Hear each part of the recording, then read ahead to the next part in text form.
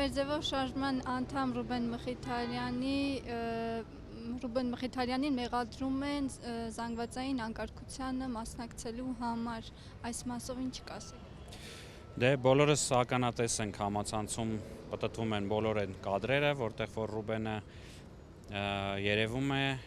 եւս մեկ անգամ կրկնեմ, որ ինքը որպես նաև գյումրեցի, որպես փաստաբան մեկնել էր այստեղ,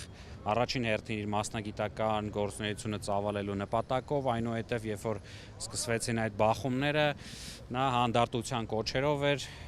որևիցե ոչ մի նույնիսկ նշույլ բռնության կամ նմանատիպ արարքի չկար, հակառակը հանդարտեցնում էր, փորձում էր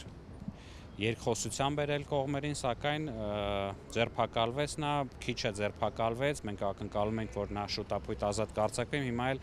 մեղադրանքներ են ներկայացվել, մենք դատարանի մոտ ենք եւ մեծ հույսով ենք, որ այսօր դատարանը կգտնվի իրոք անաչառ, կգտնվի օբյեկտիվ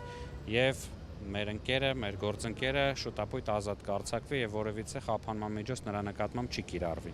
Բայց ուզում եմ շեշտադրեմ եւս մեկ անգամ մի քիչ ավելի գլոբալ եթե նայենք, սա հերթական ռեպրեսիաների ալիքն է,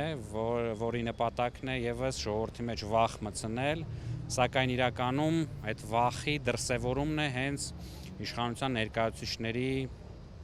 մոտ։ Հասկանում եք, եւս մեկ անգամ փորձում են ճնշել, օրակարգ փոփոխել, սակայն մենք եւս մեկ անգամ պետք է հաստատենք, որ մեր ձևով շարժումը շարունակում է իր գործունեությունը, նույնիսկ ել ավելի մեծ եռանդով ենք շարունակելու մեր մասնաճյուղերը, գրասենյակները, այդ թվում նաեւ Գյումրիի մասնաճյուղը շարունակելու են իրենց գործունեությունը, նորերն են բացվելու, մեզ այս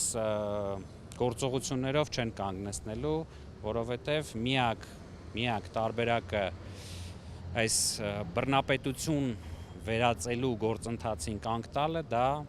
իշխանափոխությունն է եւ փոքրիկ խմբակի հեռացումն է քաղաքական դաշտից։